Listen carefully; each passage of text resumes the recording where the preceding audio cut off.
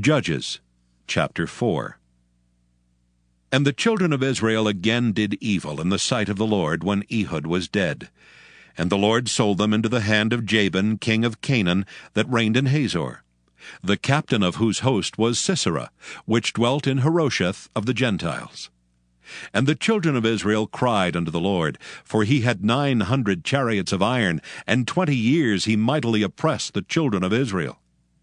And Deborah, a prophetess, the wife of Lapidoth, she judged Israel at that time. And she dwelt under the palm tree of Deborah between Ramah and Bethel in Mount Ephraim. And the children of Israel came up to her for judgment. And she sent and called Barak the son of Abinoam out of Kedesh Naphtali, and said unto him, Hath not the Lord God of Israel commanded, saying, Go and draw toward Mount Tabor, and take with thee 10,000 men of the children of Naphtali and of the children of Zebulun? And I will draw unto thee to the river Kishon Sisera, the captain of Jabin's army, with his chariots and his multitude, and will deliver him into thine hand. And Barak said unto her, If thou wilt go with me, then I will go. But if thou wilt not go with me, then I will not go. And she said, I will surely go with thee. Notwithstanding the journey that thou takest shall not be for thine honor. For the Lord shall sell Sisera into the hand of a woman. And Deborah arose and went with Barak to Kedesh. And Barak called Zebulun and Naphtali to Kedesh, and he went up with 10,000 men at his feet, and Deborah went up with him.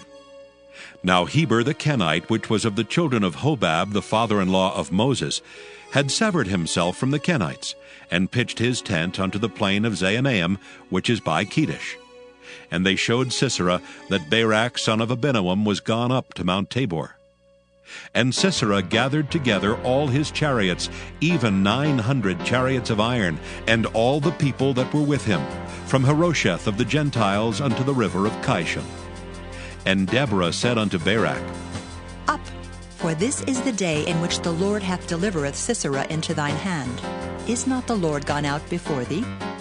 So Barak went down from Mount Tabor, and 10,000 men after him. And the Lord discomfited Sisera and all his chariots, and all his host, with the edge of the sword before Barak, so that Sisera lighted down off his chariot, and fled away on his feet. But Barak pursued after the chariots and after the host unto Harosheth of the Gentiles. And all the host of Sisera fell upon the edge of the sword, and there was not a man left. Howbeit Sisera fled away on his feet to the tent of Jael, the wife of Heber the Kenite. For there was peace between Jabin, the king of Hazor, and the house of Heber the Kenite. And Jael went out to meet Sisera, and said unto him, Turn in, my lord. Turn in to me. Fear not. And when he had turned in unto her into the tent, she covered him with a mantle.